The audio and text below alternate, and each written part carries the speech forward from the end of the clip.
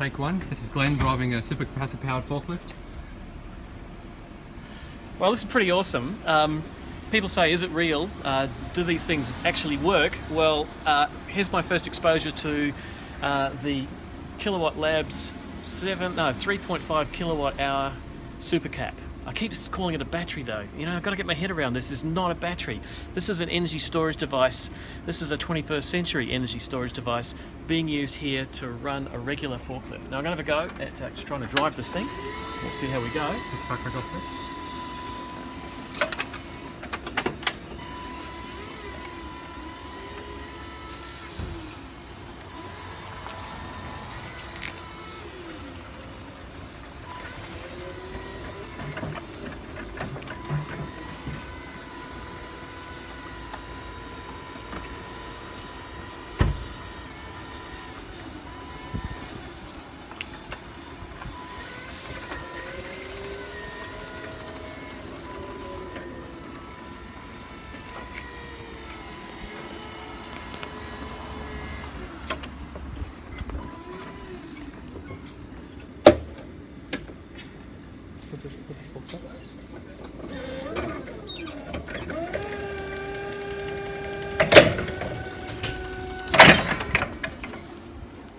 And again.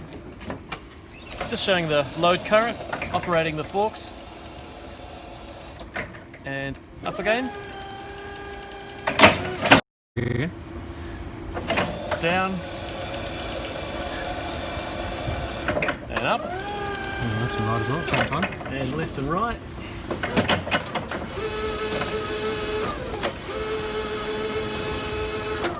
And do left and right and up and down at the same time.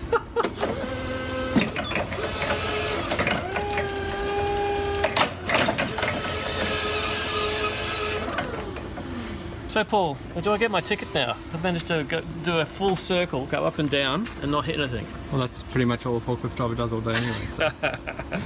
Well, I'm super impressed. This thing actually runs off a tiny battery pack, which I believe would be a similar cost to a replacement lead acid for this system. Less than half the price. Less than half the price. Stop telling me all this good news. Less range. But you can charge it while you're having a tea break. How about we go and charge it now? Okay, let's go and charge it. That's the charger there. Yep. I'll just unplug the cap from the forklift here. Plug it into the charger here. And then come around to this display here if you can get around there and see that. I'll turn that on now. So it's on 0 amps right now. So we're just charging up the super cap. It's 348 volts at the capacitor. So the capacitor's at This is an 80 amp charger. 49.3 at the moment. It's charging at 80 amps and rising. That's all I can do. It's the maximum Which is charger current. so the limit actually is the charger. What is the maximum charge current you can push into these? 450 amps. 450 amps. Wow. Maybe 500. I haven't tried yet. Technically I can do 1,000. Yeah. It's just a question of conductor temperature. Cool.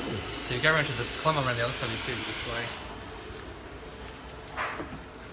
Here it's 80 amps. So it's at 25 degrees Celsius right now and it's at 49 volts. So it's just filling up gently up to 54 volts. Once it gets to 54 we just turn it off when it's full, but there's no equalization charge, there's no balancing charges, there's no gassing, there's no restriction, it's just full power charge to full and then you turn it off. Same thing with going to empty. You have full power all the way to empty. It doesn't actually reduce its performance as the battery gets flatter, which is quite important with the forklift, that you have full performance all the way down to low.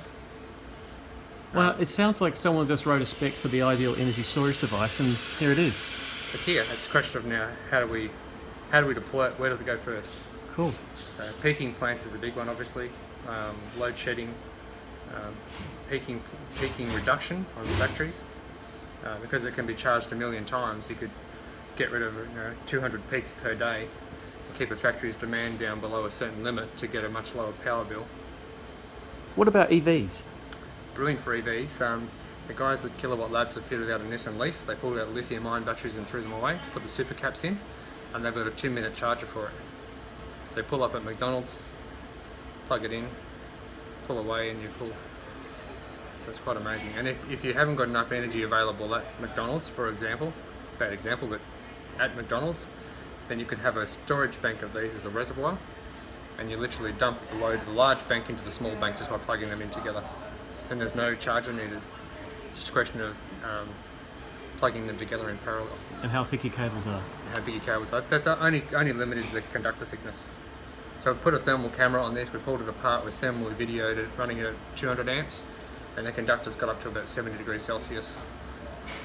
So we backed it off. I think we set it about 180 amps and it seemed to handle it pretty well continuously. But peaking wise, it doesn't care because it's connected directly from the terminals to the capacitor, so there's no resistance or conversion of energy anywhere in the system. Cool. Okay, thanks Paul.